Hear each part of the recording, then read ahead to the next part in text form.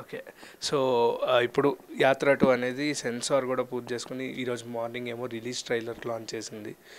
So, అంటే ఇది ఏమన్నా వాళ్ళకి పాజిటివ్‌గా వెళ్ళేటందుకు ఈ సినిమా వేస్తున్నారా? ఎందుకు వెళ్తుందండి పాజిటివ్? అంటే వాళ్ళకి సినిమాలో నిజ జీవితంలో జగన్మోహన్ రెడ్డి గారి కంటే ముందు షర్మిల గారు పాదయాత్ర చేశారు, విజయమ్మ బయటకు వచ్చారు. కష్టాలు షర్మిలమ్మ గారు ఆ పార్టీ కోసం కష్టపడ్డారు. షర్మిలమ్మ పాత్ర ఏది, ఇంకో పాత్ర ఏది, అసలు చంద్రబాబు నాయుడు గారి పాత్ర ఎక్కడొచ్చింది, ఇంకో పాత్ర పవన్ కళ్యాణ్ గారి పాత్ర ఎక్కడొచ్చింది, ఇవన్నీ కూడా పాత్రలు అన్ని కల్పితాలు. ఆ కల్పితాలు సినిమా చూసి రియల్ జీవితం అనేది కరెక్ట్ కాదు. ఇది మనం ఒక చరిత్ర అనేది చెప్పడానికి కాదు.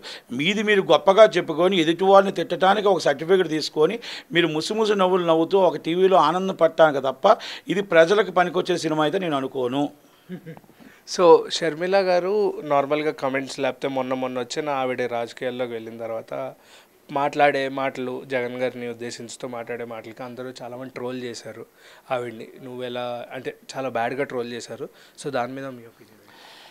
రాజశేఖర్ రెడ్డి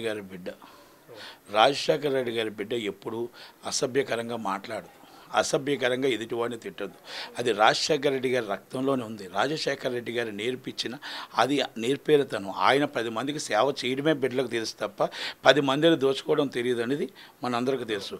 ఓకే, ఇక్కడ జగన్మోహన్ రెడ్డి గారు, షర్మిల గారు, జగన్మోహన్ రెడ్డి గారు ఆల్రెడీ ఒక పాలన నడుపుతున్నారు.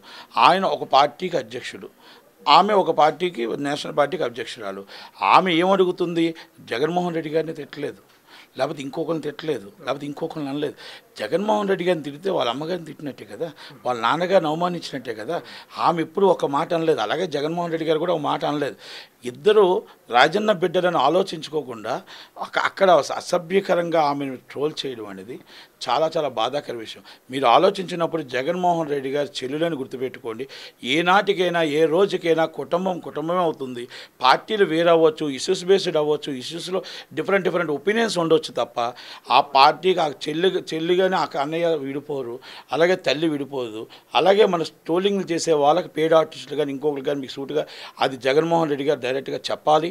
ఎందుకంటే ఏది చేసినా ఏం చేసినా ఆమెను ఏమాట అన్నా కూడా అక్కడ కూడా మన రాజన్న బిడ్డగా మనం గుర్తుపెట్టుకొని మనం ఒక్కసారి ఆ విజయమ్మ గారు కానీ వాళ్ళందరూ కూడా ఆలోచించాలి.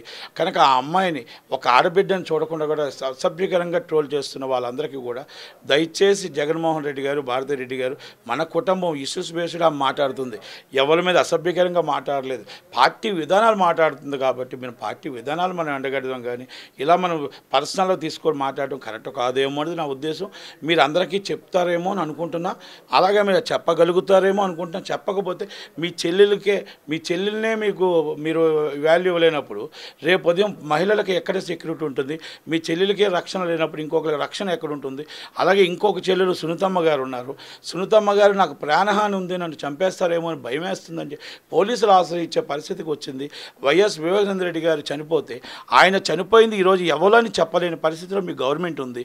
అలాంటిది ఒక ఇద్దరు చెల్లెలకు, అక్క చెల్లెలకే, మన సొంత చెల్లెలకే మనం ఇవ్వలేకపోతే రేపు సామాన్య అక్క చెల్లెలకు మనం ఏం సెక్యూరిటీ ఇస్తాం, మనం ఏం సమాధానం చెప్తాం, రేపు ఉదయం ప్రజల్లోకి ఏం వెళ్తాం అనేది ఒక్కసారి ఆలోచించుకోమని జగన్మోహన్ రెడ్డి గారికి నా విన్నపిస్తూ నేను సెలవు తీసుకుంటున్నాను.